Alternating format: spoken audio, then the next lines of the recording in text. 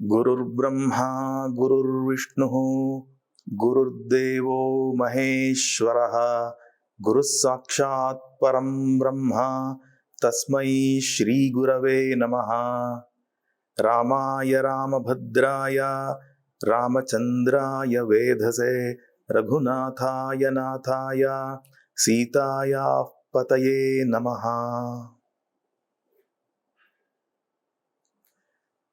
ವೀಕ್ಷಕರಿಗೆಲ್ಲ ನಮಸ್ಕಾರ. ಕಳೆದ ಸಂಚಿಕೆ 11ರಲ್ಲಿ ಸೀತಾ ಕಲ್ಯಾಣದೊಂದಿಗೆ ಪರಿಸಮಾಪ್ತಿಯಾಗಿತ್ತದು. ಈ 12ನೇ ಸಂಚಿಕೆಯಲ್ಲಿ ಆ ಸೀತಾ ಕಲ್ಯಾಣದ ಮಹಿಮೆ ಮತ್ತು ನಂತರ ಮುಂದುವರಿದ ಶ್ರೀರಾಮಚಂದ್ರ ಪ್ರಭುವಿನ ಅಯೋಧ್ಯಾವಾಸ ಮತ್ತು ಪಟ್ಟಾಭಿಷೇಕಕ್ಕೆ ಸಿದ್ಧತೆ, ಅದರ ಬಗ್ಗೆ ಮಾತಾಡೋದಾಗಿದೆ. ಆ ಸೀತಾ ಕಲ್ಯಾಣದ ಪ್ರಸಂಗದಲ್ಲಿ ಒಂದು ಅಭಿವ್ಯಕ್ತವಾಗುವ ವಿಷಯ ಏನು ಅಂತ ಹೇಳಿದ್ರೆ, ಅಲ್ಲಿ ಪರಶುರಾಮರು ಶ್ರೀರಾಮಚಂದ್ರ ಶಿವಧನುಸ್ಸನ್ನ ಭಂಗ ಮಾಡಿದಾಗ ಬಂದು ಅವನನ್ನ ಎದುರಿಸಿ ಚಾಲೆಂಜ್ ಮಾಡಿ ವೈಷ್ಣವ ಧನಸ್ಸಿಗೆ ಹೆದೆ ಏರಿಸು ಅಂತ ಹೇಳ್ತಾರಲ್ಲ, ಅಲ್ಲಿ ಅಂತಹ ಸಂದರ್ಭದಲ್ಲಿ ಅವರ ಗರ್ವಭಂಗವಾಗಿ ಶ್ರೀರಾಮಚಂದ್ರ ವೈಷ್ಣವ ಧನಸ್ಸನ್ನು ಹೆದೆ ಏರಿಸಿ ಅವರ ಅನಂತ ಪುಣ್ಯಲೋಕಗಳ ಒಂದು ಪ್ರಾಪ್ತಿಯನ್ನ ತನ್ನ ಬಾಣದಿಂದ ಅವನು ನಾಶ ಮಾಡುವಂತಹ ಒಂದು ಪ್ರಸಂಗದಲ್ಲಿ ಮತ್ತು ಪರಶುರಾಮರಲ್ಲಿದ್ದ ವೈಷ್ಣವಿ ತೇಜಸ್ಸು ಶ್ರೀರಾಮನಲ್ಲಿ ಅದು ಐಕ್ಯವಾಗುವುದರೊಂದಿಗೆ ಆ ಒಂದು ಪ್ರಕರಣ ಮುಕ್ತಾಯವಾಗುತ್ತೆ. ನಾವು ಈ ಹಿಂದೆ ರಾಮಾಯಣದ ಅನುಸಂಧಾನದಲ್ಲಿ ಶ್ರೀರಾಮನ ನರರೂಪವೇ ಮುನ್ನೆಲೆಯಲ್ಲಿರುತ್ತೆ, ಆದರೆ ಹಿನ್ನೆಲೆಯಲ್ಲಿ ಅವನ ಭಗವದ್ ರೂಪ, ಅವನ ವೈಷ್ಣವಿ ರೂಪವು ಅಲ್ಲಲ್ಲಿ ವ್ಯಕ್ತವಾಗುತ್ತೆ ರಾಮಾಯಣದಲ್ಲಿ ಅನ್ನೋದನ್ನ ನೆನಪಿಸ್ಕೊಂಡಿದ್ವಿ. ಈ ಘಟನೆಯಲ್ಲೂ ಹಾಗೆ ಆಗಿದೆ. ಈ ಘಟನೆಯ ಪ್ರಾರಂಭದಲ್ಲಿ ಪರಶುರಾಮರು ಶ್ರೀರಾಮಚಂದ್ರ ಯಾರು ಅಂತ ಗೊತ್ತಿಲ್ಲ, ಅವನೊಬ್ಬ ಸಾಮಾನ್ಯ ನರಮಾನವ ಅಂದುಕೊಂಡು ಅಲ್ಲಿ ಬರ್ತಾರೆ, ಚಾಲೆಂಜ್ ಮಾಡ್ತಾರೆ. ಆದ್ರೆ ಈ ಘಟನೆಯ ಪರ್ಯವಸಾನದಲ್ಲಿ ಈತ ಸಾಕ್ಷಾತ್ ಮಹಾವಿಷ್ಣುವೇ ಅನ್ನೋದು ಅವ್ರಿಗೆ ಮನವರಿಕೆ ಆಗುತ್ತೆ. ಅಂದ್ರೆ ಶ್ರೀರಾಮಚಂದ್ರನ ನರಭಾವ ಮತ್ತೆ ಭಗವದ್ಭಾವ ಎರಡೂ ಇಲ್ಲಿ ವ್ಯಕ್ತವಾಗುತ್ತೆ. ಆದ್ರೆ ಇಲ್ಲೂ ಸಹ ಭಗವದ್ಭಾವ ಇದರಲ್ಲೇ ಇರುತ್ತೆ, ಏನೋ ಪರೋಕ್ಷದಲ್ಲಿಯೇ ಇರುತ್ತೆ.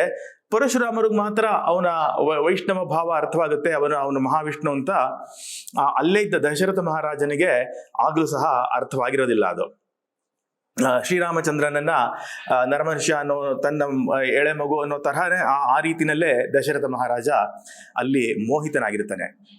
ಹೀಗೆ ಕತೆ ಮುಂದುವರಿಯುತ್ತೆ. ನಂತರ ಸೀತಾ ಕಲ್ಯಾಣ ಆಗಿದ್ದನ್ನೆಲ್ಲ ನಾವು ಹಿಂದೆ ಅನುಸಂಧಾನ ಮಾಡಿದ್ದೇವೆ. ಈ ಸೀತಾ ಕಲ್ಯಾಣದ ಒಂದು ಸಂದರ್ಭ ಅತ್ಯಂತ ಮಂಗಳಕರವಾದದು ಮತ್ತೆ ಲೋಕ ಪಾವನಕರವಾದದು ಅನೇಕ ಕಾರಣಗಳಿಂದ. ಮೊದಲನೇದಾಗಿ ನಾವು ಒಂದು ಲೋಕಾರೂಢಿನಲ್ಲೇನೆ ಒಂದು ವಿವಾಹ ನಡೆಸಬೇಕಾದ್ರೆ ಮಹರ್ಷಿ ಸಂಸ್ಕೃತಿನಲ್ಲಿ ಲಕ್ಷ್ಮೀನಾರಾಯಣ ಶರ್ಮಣೆ ವರಾಯ ಲಕ್ಷ್ಮೀ ರೂಪಾಂ ಇಮಾಂ ಕನ್ಯಾಂ ಪ್ರದಾಸ್ಯಾಮಿ ಅಂತ ಒಂದು ಕನ್ಯಾದಾನ ಮಾಡಿ ನಂತರ ವಧೂವರರು ವೈವಾಹಿಕ ಜೀವನಕ್ಕೆ ಕಾಲಿಡುವಂತಹ ಒಂದು ರೀತಿಯನ್ನ ನಾವು ನೋಡ್ತೀವಿ ಇವತ್ತು. ಅದರಲ್ಲಿ ಏನು ಘಟನೆ ಅಂತಂದ್ರೆ, ವೈವಾಹಿಕ ಜೀವನ ಅಥವಾ ಗೃಹಸ್ಥ ಜೀವನದ ಒಂದು ಅವಿಭಾಜ್ಯವಾದ ಅಂಗ ಅಂತಂದ್ರೆ ಸಂತಾನವನ್ನ ಪಡೆಯುವಿಕೆ ಮತ್ತು ಸಂತಾನದ ಪಾಲನೆ ಪೋಷಣೆ. ಈ ಸಂತಾನದ ಪಾಲನೆ ಪೋಷಣೆ ಅನ್ನೋದು ಭಗವಂತನೇ ಸೃಷ್ಟಿಯ ಮುಂದುವರಿಕೆಗಾಗಿ ನಮ್ಮಲ್ಲಿಟ್ಟಿರುವ ಸಕಲ ಜಂಗಮಾತ್ಮಕ ಜೀವಿಗಳಲ್ಲಿಯೂ ಇಟ್ಟಿರುವಂತಹ ಒಂದು ಮೆಕ್ಯಾನಿಸಮ್ ಆಗಿದೆ ಇದು. ಆದ್ರಿಂದ ಒಂದು ವಧೂವರರು ವೈವಾಹಿಕ ಜೀವನದ ಕ್ಕೆ ಕಾಲಿಡ್ತಾರೆ ಅಂತಂದ್ರೆ ಇವರು ಭಗವತ್ ಸಂಕಲ್ಪದಂತೆ ಇವರು ಭಗವತ್ ಸಂಕಲ್ಪವನ್ನ ಮುಂದುವರಿಸ್ತಾ ಇದ್ದಾರೆ, ಭಗವಂತನ ಸೃಷ್ಟಿ ಕಾರ್ಯವನ್ನ ಇವರು ಮುಂದುವರಿಸ್ತಾರೆ, ಯಜ್ಞಮಯವಾದ ಜೀವನದ ಅಂಗವಾಗಿ ಇವರು ಸೃಷ್ಟಿ ಕಾರ್ಯವನ್ನ ಮುಂದುವರಿಸ್ತಾರೆ, ಒಂದು ತಮ್ಮ ಧರ್ಮಮಯವಾದ ಜೀವನವನ್ನ ಮಾಡಲು ಅನ್ನೋ ಒಂದು ಉದ್ದೇಶ ಇಲ್ಲಿದೆ. ಹೀಗಾಗಿ ಅಲ್ಲಿ ಮುಂದ್ಗಡೆ ವಧೂವರರೇ ಇದ್ರೂ ಸಹ ಹಿನ್ನೆಲೆಯಲ್ಲಿ ಅಲ್ಲಿ ಭಗವತ್ ಸಂಕಲ್ಪ ಇರುತ್ತೆ ಈ ಒಂದು ಗೃಹಸ್ಥಾಶ್ರಮ ಜೀವನದ ನಿರ್ವಹಣೆಯಲ್ಲಿ. ಅದಕ್ಕೇನೆ ವರನನ್ನ ಲಕ್ಷ್ಮೀ ನಾರಾಯಣ ಶರ್ಮಣೆ ವರಾಯ, ಅವನು ನಾರಾಯಣ ಸ್ವರೂಪನಾಗಿರ್ತಾನೆ, ಹಾಗೇನೆ ವಧು ಲಕ್ಷ್ಮೀ ರೂಪಳಾಗಿರ್ತಾಳೆ ಅಂತ ಭಾವಿಸ್ಕೊಂಡು ಅದನ್ನ ಗುರುತಿಸ್ಕೊಂಡು ಆ ಒಂದು ಉನ್ನತವಾದ ಭಾವದಿಂದ ಗೃಹಸ್ಥಾಶ್ರಮಕ್ಕೆ ಕಾಲಿಡುವಂತಹ ಒಂದು ಪರಿಪಾಟಿ ನಮ್ಮ ಸಂಸ್ಕೃತಿನಲ್ಲಿದೆ. ಆದರೆ ಇಲ್ಲಿ ನೋಡಿದ್ರೆ ಭಾವಿಸ್ಬೇಕಾಗಿಲ್ಲ, ಹಾಗೆ ಸಾಕ್ಷಾತ್ ಲಕ್ಷ್ಮೀನಾರಾಯಣರೇ ಇಲ್ಲಿ ವಿವಾಹವನ್ನ ಮಾಡ್ಕೋತಾ ಇದ್ದಾರೆ. ಇದು ಎಂತಹ ಲೋಕ ಕಲ್ಯಾಣಕರವಾದದು ಅಂತ. ಇದರ ತಾತ್ವಿಕವಾಗಿ ಇದರ ಹಿನ್ನೆಲೆಯನ್ನು ನೋಡೋದಾದ್ರೆ, ಭಗವಂತ ಒಂದು ಸೃಷ್ಟಿಯನ್ನ ಮಾಡಬೇಕಾದ್ರೆ ಸೃಷ್ಟಿಯ ಆರಂಭದಲ್ಲಿ, ಸೃಷ್ಟಿಗೂ ಮೊದಲು ಎಲ್ಲವನ್ನೂ ತನ್ನ ಒಳಗಡೆ ಇಟ್ಕೊಂಡಿದ್ದ ಸಂಗ್ರಹವಾಗಿ. ಆ ನಂತರ ಸೃಷ್ಟಿ ಕಾರ್ಯ ಮಾಡಬೇಕಾದ್ರೆ ತನ್ನಿಂದ ಒಂದು ಪ್ರಕೃತಿ ಅನ್ನೋ ತತ್ವವನ್ನ ಬೇರ್ಪಡಿಸ್ಕೊಂಡ. ಆ ನಂತರ ಆ ಪ್ರಕೃತಿಯ ಜೊತೆಗೆ ಸೇರಿ ಸೃಷ್ಟಿ ಕಾರ್ಯವನ್ನ ಮಾಡ್ದ ಅನ್ನೋದು ಎಲ್ಲ ನಮ್ಮ ಆರ್ಷ ಸಾಹಿತ್ಯದಲ್ಲಿ ವ್ಯಕ್ತವಾಗಿರುವಂತಹ ವಿಷಯ. ಹೀಗಿರೋದ್ರಿಂದ ಆ ಪರಮಪುರುಷನಾದ ಭಗವಂತ ಮತ್ತು ಅವನಿಂದ ಹೊರಬಂದಿರುವ ಪ್ರಕೃತಿ, ಇವರಿಬ್ರು ಒಂದು ಸೃಷ್ಟಿಗೆ ಅಭಿಮುಖವಾದ ನೇರದಲ್ಲಿ ಸೇರಿದಾಗ ಲೋಕಮಂಗಳಕರವಾದ ಸೃಷ್ಟಿ ಕಾರ್ಯ ಮುಂದುವರಿಯುತ್ತೆ. ಹಾಗೇನೆ ಯಾವ ಸಾಧಕರು ಆತ್ಮಾಭಿಮುಖವಾಗಿ ಸಾಗುತ್ತಾ ಅಲ್ಲಿ ಅವರ ಮಟ್ಟದಲ್ಲಿ ಪ್ರಕೃತಿ ಪುರುಷರು ಒಂದಾದಾಗ ಅಲ್ಲಿ ಅವನಿಗೆ ಆತ್ಮ ಸಾಕ್ಷಾತ್ಕಾರ, ಭಗವತ್ ಪ್ರಾಪ್ತಿ ಎಲ್ಲವೂ ಆಗುತ್ತೆ. ಹೀಗೆ ಈ ಪ್ರಕೃತಿ ಪುರುಷರ ಸೇರುವೆ ಅನ್ನೋದು ಅತ್ಯಂತ ಒಂದು ಮಂಗಳಕರವಾದ, ನಮಗೆ ಲೋಕದಲ್ಲಿ ಸೃಷ್ಟಿಯನ್ನ ಮುನ್ನಡೆಸುವುದಕ್ಕೂ ಬುನಾದಿಯಾಗಿರತಕ್ಕಂಥ ಮತ್ತು ಆತ್ಮ ಮಾರ್ಗದಲ್ಲಿ ಸಾಗಿ ಒಂದು ಅತ್ಯಾನಂದ ತುಂದಿಲಿತರಾಗಿ ಒಂದು ಪರಂಜ್ಯೋತಿಯನ್ನು ಕಾಣುವ ಅನುಭವವನ್ನು ಹೊಂದೋದಕ್ಕೂ ಸಹ ಈ ಪುರುಷ ಪ್ರಕೃತಿಯರ ಸಮ್ಮೇಳನ ಬುನಾದಿಯಾಗಿದೆ. ಆ ನೇರದಲ್ಲಿಯೂ ಸಹ ಸೀತಾರಾಮರ ಕಲ್ಯಾಣ ಒಂದು ಪರಮ ಮಂಗಳಕರವಾದ ಮತ್ತು ಒಂದು ಪರಮ ಪವಿತ್ರವಾದ ಒಂದು ಘಟನೆ ಆಗಿದೆ. ಇಲ್ಲಿ ಅನುಸಂಧಾನ ಮಾಡೋದಕ್ಕೆ ಬೇಕಾದಷ್ಟು ವಿಷಯ ಇದೆ. ರಾಮಾಯಣ ಕಾವ್ಯದಲ್ಲಿ ಅನೇಕ ಲೋಕಾದರ್ಶವಾದ ನಡೆ ಸುಚರಿತೆಗಳನ್ನೆಲ್ಲ ಅವರು ಎತ್ತಿ ತೋರಿಸಿದ್ದಾರೆ ಕಾವ್ಯದಲ್ಲಿ. ಮೊದಲನೇದಾಗಿ ಇವತ್ತು ನಾವು ನೋಡ್ತೀವಿ, ಈ ಒಂದು ನಾನು ಹೇಳುವಂತಹ ಕೆಲವು ಸ್ವಭಾವ ಒಂದು 40 ವರ್ಷ 50 ವರ್ಷದ ಹಿಂದೆ ತುಂಬಾ ಇತ್ತು. ಇವತ್ತು ಅದೆಲ್ಲ ಸ್ವಲ್ಪ ಡೈಲ್ಯೂಟ್ ಆಗಿದೆ. ಏನು ಅಂತಂದ್ರೆ, ಒಂದು ಮದುವೆ ನಡೆಯುತ್ತೆ ಅಂತಂದ್ರೆ ಈಗ ಗಂಡಿನ ಕಡೆಯವರು ತಾವು ಡಾಮಿನೇಟ್ ಮಾಡಬೇಕು ಅಂತ ತೋರಿಸ್ಕೋಬೇಕು, ಮತ್ತು ಹೆಣ್ಣಿನ ಕಡೆಯವರು ಪಾಪ ಏನೇನು ಅರೇಂಜ್ ಮಾಡಿದ್ರು ಅದರಲ್ಲಿ ದೋಷ ಹುಡುಕಕ್ಕೆ ಅಂತ ಒಂದು 4-5 ಜನ ಅದನ್ನ ಪ್ಲಾನ್ ಮಾಡಿಕೊಂಡು ಆ ದೋಷ ಹುಡುಕೋದು, ಜಗಳ ಆಡೋದು, ಈ ತರದೆಲ್ಲ ಇರ್ತಾ ಇತ್ತು. ತಾವು ದೊಡ್ಡವರು ಅಂತಹ ಒಂದು ಅಹಂಕಾರವನ್ನ ಮೆರೆಯೋದಕ್ಕೆ ಈ ತರದ್ದೆಲ್ಲ ಅನೇಕ ಒಂದು ಅನಪೇಕ್ಷಿತವಾದ ಒಂದು ಸ್ವಭಾವಗಳು, ಆಚರಣೆಗಳು ನಮ್ಮ ಸಂಸ್ಕೃತಿನಲ್ಲಿ ಸರ್ವೇ ಸಾಮಾನ್ಯವಾಗಿ ಕಾಣಬಹುದಾಯ್ತು. ಇವತ್ತು ಅಲ್ಪ ಸ್ವಲ್ಪ ಮಟ್ಟಕ್ಕೆ ಅದಿದೆ ಅದು. ಆದ್ರೆ ಈ ನೇರದಲ್ಲಿ ನೋಡೋದಾದ್ರೆ ಒಂದು ಘಟನೆ ಬರುತ್ತೆ. ಇವರು ಜನಕ ಮಹಾರಾಜ ಮಾರನೇ ದಿನ ವಿವಾಹ ಸಂದರ್ಭ ಇದೆ. ವಿವಾಹ ಸಂದರ್ಭದ ಕಾರ್ಯಕ್ರಮ ಹೀಗಿದೆ ಅಂತ ಹೇಳಿ ಅವರನ್ನ, ಗಂಡಿನ ಕಡೆಯವ್ರನ್ನ ಸಿದ್ಧಪಡಿಸ್ಬೇಕಲ್ಲ. ಹೀಗಿದೆ, ನೀವು ಸಮ್ಮತಿ ಕೊಟ್ರೆ ನಾವು ಹೀಗೆ ಮುಂದುವರಿಸ್ತೀವಿ ಅಂತ ಅವ್ರನ್ನ ಕೇಳಿ ಅವ್ರ ಪರ್ಮಿಷನ್ ತಗೊಳಕ್ಕೆ ಅಂತ ಬರ್ತಾನೆ ಜನಕ ಮಹಾರಾಜ. ಆಗ ದಶರಥ ಮಹಾರಾಜ ಹೇಳ್ತಾನೆ, ಯಾವಾಗ್ಲೂ ದಾನವನ್ನ ಪಡೆದುಕೊಳ್ಳೋರು ದಾನ ಕೊಡುವವರ ಅಧೀನದಲ್ಲಿರ್ತಾರೆ. ನೀವು ಕನ್ಯಾದಾನ ಮಾಡ್ತಾ ಇದ್ದೀರಾ, ನಾವು ಕನ್ಯಾದಾನವನ್ನ ನಾವು ಸ್ವೀಕರಿಸ್ತಾ ಇದ್ದೀವಿ, ಪ್ರತಿಗ್ರಹ ಮಾಡ್ತಾ ಇದ್ದೀವಿ. ಆದ್ರಿಂದ ನಿಮ್ಮ ಅಧೀನದಲ್ಲಿ ನಾವು ಇರ್ತೀವಿ, ನೀವು ಹೇಗೆ ಹೇಳ್ತೀರೋ ಹಾಗೆ ನಾವು ಮಾಡ್ತೀವಿ ಅಂತಾನೆ. ಅಂದ್ರೆ ಅಷ್ಟು ಸೌಜನ್ಯ ಮತ್ತು ಅಷ್ಟು ಒಂದು ವಿನಯ ಸೌಹಾರ್ದತೆಗಳಿಂದ, ಪರಸ್ಪರ ಪ್ರೀತಿ ವಿಶ್ವಾಸಗಳಿಂದ ಎರಡೂ ಕಡೆ, ಗಂಡಿನ ಕಡೆ ಹೆಣ್ಣಿನ ಕಡೆ ಎರಡು ಕಡೆನೂ ಪರಸ್ಪರ ಪ್ರೀತಿ ವಿಶ್ವಾಸಗಳಿಂದ ಅಲ್ಲಿ ಒಂದು ವಿವಾಹ ಮಹೋತ್ಸವ ಸಂಪನ್ನವಾಗುತ್ತೆ. ಅಷ್ಟೇ ಅಲ್ಲ, ಒಂದು ಅಲ್ಲಿ ವರ ಮತ್ತು ವಧುವಿನ ಅನುರೂಪತೆ ಹೇಗಿದೆ ಅಂತಂದ್ರೆ, ಈ ಕಡೆ ಅನೇಕ ಸದ್ಗುಣಗಳ ಮತ್ತೆ ಸೌಂದರ್ಯ ಪರಾಕ್ರಮಗಳ ಖನಿಯಾಗಿರ್ತಾನೆ ಶ್ರೀರಾಮಚಂದ್ರ. ಈ ಕಡೆ ಸೀತೆ ಒಂದು ಸರ್ವಲಕ್ಷಣ ಸಂಪನ್ನೆಯಾದ ಸ್ತ್ರೀ ಆಗಿರ್ತಾಳೆ, ಈ ಕಡೆ ರಾಮ ಸರ್ವಲಕ್ಷಣ ಸಂಪನ್ನನಾದ ಪುರುಷನಾಗಿರ್ತಾನೆ. ಅಲ್ಲೇ ಬಹಳ ಅನುರೂಪತೆ ಇರುತ್ತೆ ಆ ಜೋಡಿನಲ್ಲಿ. ಅಷ್ಟೇ ಅಲ್ಲ, ಅವರ ಕುಲ ಎಂತಹದ್ದು. ಅವರು ದಶರಥನ ಕುಲವನ್ನ ಅವರು ವಿವರಿಸಬೇಕಾದ್ರೆ ಎಲ್ಲರೂ ಸತ್ಯ ಪರಾಕ್ರಮಿಗಳು, ಶೌರ್ಯ ಪರಾಕ್ರಮಗಳಿಂದ ಕೂಡಿದವರು, ಔದಾರ್ಯದಿಂದ ಕೂಡಿದವರು ಮತ್ತು ಸದ್ಗುಣಗಳಿಂದ ಕೂಡಿದ ವ್ಯಕ್ತಿಗಳಾಗಿ ದಾನಕ್ಕೆ ಹೆಸರಾಗಿರ್ತಾರೆ. ಅದೇ ರೀತಿ ಜನಕ ಮಹಾರಾಜನ ವಂಶದಲ್ಲಿಯೂ ಅವರು ಜ್ಞಾನಿಗಳು, ತಪಸ್ವಿಗಳು, ಪರಾಕ್ರಮಶಾಲಿಗಳು ಆಗಿ ಔದಾರ್ಯದಿಂದ ಕೂಡಿರ್ತಾರೆ. ಇವರ ಒಂದು ವ್ಯಕ್ತಿತ್ವದ ಒಂದು ಇದಕ್ಕೆ ದಶರಥನ ಕುಲದ ವ್ಯಕ್ತಿತ್ವಗಳಿಗೆ ಜನಕನ ವಂಶದ ವ್ಯಕ್ತಿತ್ವಗಳು ಮ್ಯಾಚ್ ಆಗುತ್ತೆ. ಅಷ್ಟು ಅನುರೂಪವಾದ ಜೋಡಿಯಾಗಿರುತ್ತೆ ರಾಮ ಲಕ್ಷ್ಮಣರ ಸೀತೆ. ಹೀಗಾಗಿ ಅದನ್ನ ಅನುಸಂಧಾನ ಮಾಡೋದೇನೆ ಒಂದು ಪರಮ ಪುಣ್ಯಕರವಾದ ಒಂದು ಕೆಲಸ ಆಗಿರುತ್ತೆ, ಪುಣ್ಯದಾಯಕವಾಗಿರುತ್ತೆ. ಹೀಗಾಗಿ ಆ ಸೀತಾ ಕಲ್ಯಾಣದ ಒಂದು ಪ್ರಸಂಗವನ್ನ ರಾಮಾಯಣದಲ್ಲಿ ಅನುಸಂಧಾನ ಮಾಡಿದ್ರೆ ಅದಕ್ಕೆ ಒಂದು ಫಲವನ್ನು ಹೇಳಿದ್ದಾರೆ. ನಾವು ಈ ಪ್ರವಚನ ಮಾಲಿಕೆಯ ಆರಂಭದಲ್ಲೇ ಜ್ಞಾಪಿಸ್ಕೊಂಡಿದ್ವಿ. ಸ್ಕಾಂದ ಪುರಾಣ, ಪದ್ಮಪುರಾಣ, ಹೀಗೆ ಕೆಲವು ರಾಮ ರಹಸ್ಯೋಪನಿಷತ್ತು ಮುಂತಾದವುಗಳಲ್ಲಿ ರಾಮಾಯಣದ ಬೇರೆ ಬೇರೆ ಭಾಗಗಳ ಅನುಸಂಧಾನಕ್ಕೆ ಬೇರೆ ಬೇರೆ ಫಲಗಳನ್ನ ಹೇಳಿದ್ದಾರೆ. ಹೀಗಾಗಿ ಸೀತಾ ಕಲ್ಯಾಣವನ್ನ ಅನುಸಂಧಾನ ಮಾಡಿದ್ರೆ ಅದರಿಂದ ಯಾರಿಗೆ ವಿವಾಹ ಆಗೋದಕ್ಕೆ ತೊಡಕಿದೆಯೋ ಅವ್ರಿಗೆ ವಿವಾಹ ಪ್ರಾಪ್ತಿ ಆಗುತ್ತೆ ಅಂತ ಇದಕ್ಕೆ ಒಂದು ಫಲವನ್ನ ಹೇಳಿದ್ದಾರೆ. ಈ ಒಂದು ಸೀತಾ ಕಲ್ಯಾಣವನ್ನ ಮುಗಿಸ್ಕೊಂಡು ಎಲ್ಲರೂ ಅಯೋಧ್ಯೆಗೆ ಬರ್ತಾರೆ. ಅಲ್ಲಿ ಅವರ ಒಂದು ವೈವಾಹಿಕ ಜೀವನ ಪ್ರಾರಂಭವಾಗುತ್ತೆ. ಶ್ರೀರಾಮಚಂದ್ರ ಅಲ್ಲಿ ಎಲ್ಲರ ದೃಷ್ಟಿಯಿಂದನೂ ವರ್ಧಮಾನಕ್ಕೆ ಬರ್ತಾ ಇರ್ತಾನೆ. ಜನಗಳಿಗೆ ಅವನನ್ನ ನೋಡಿದ್ರೆ ಪರಮ ಪ್ರೀತಿ. ಅವನು ಮೊದಲನೇದಾಗಿ ಸೌಂದರ್ಯದ ಖನಿಯಾಗಿರ್ತಾನೆ.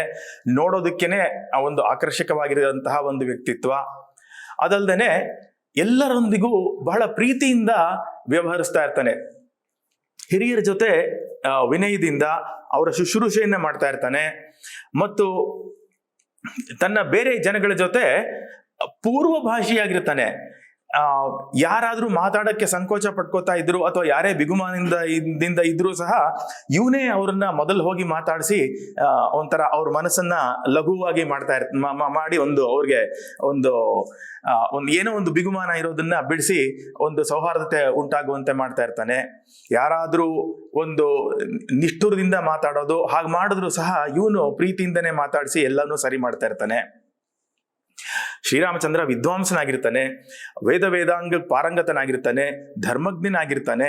ಹೀಗಾಗಿ ಎಲ್ಲಾದ್ರೂ ಒಂದು ವೇದಾಂತಾರ್ಥ ವಿಚಾರ ಇತ್ಯಾದಿ ತತ್ವಾರ್ಥ ಚಿಂತನೆ ನಡೀತಿರ್ಬೇಕಾದ್ರೆ ಅಲ್ಲಿಯೂ ಸಹ ಅವನು ಭಾಗವಹಿಸಿ ತನ್ನ ಅಮೋಘವಾದ ಒಂದು ದೃಷ್ಟಿಕೋನವನ್ನ ಅಲ್ಲಿ ಪ್ರತಿಪಾದಿಸ್ತಾ ಇರ್ತಾನೆ.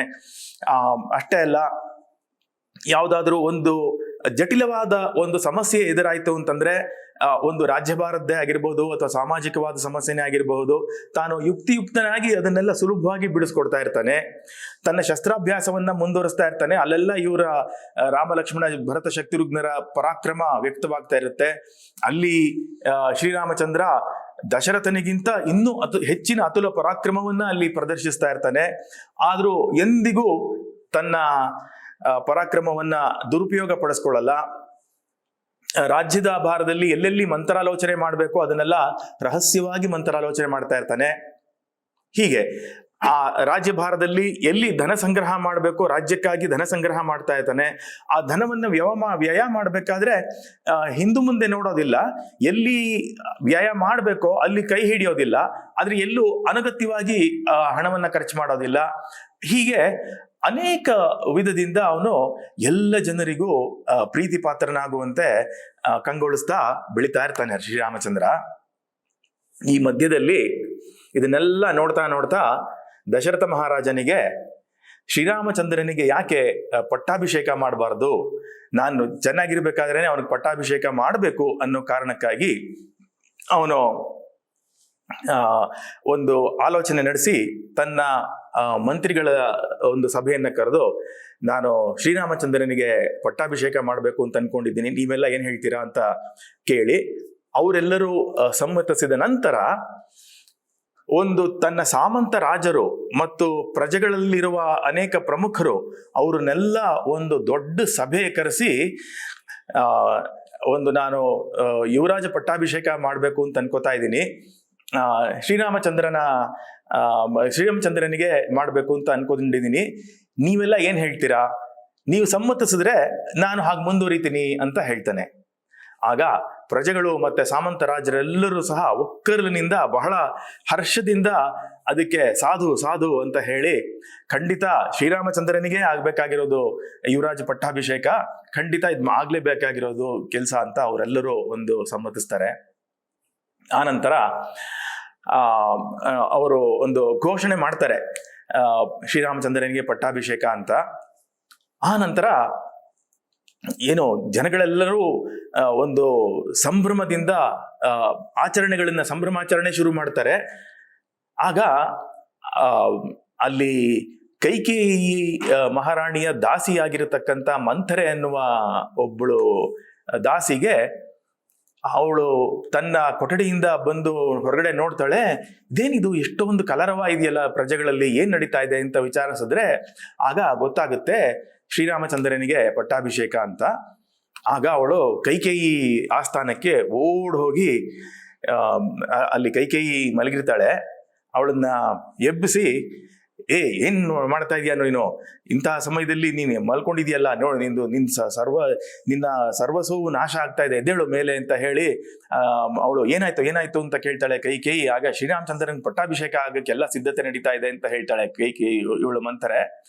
ಆಗ ಕೈಕೇಯಿಗೆ ಪರಮ ಸಂತೋಷವಾಗಿ ಅವಳ ಒಂದು ರತ್ನಖಚಿತವಾದ ಹಾರವನ್ನ ಇವಳಿಗೆ ಒಂದು ಉಡುಗೊರೆಯಾಗಿ ಕೊಟ್ಬಿಡ್ತಾಳೆ ಮಂಥರೆಗೆ. ಅಷ್ಟು ಸಂತೋಷ ಪಡ್ತಾಳೆ ಕೈಕೇಯಿ ರಾಮನಿಗೆ ಪಟ್ಟಾಭಿಷೇಕ ಅಂತ.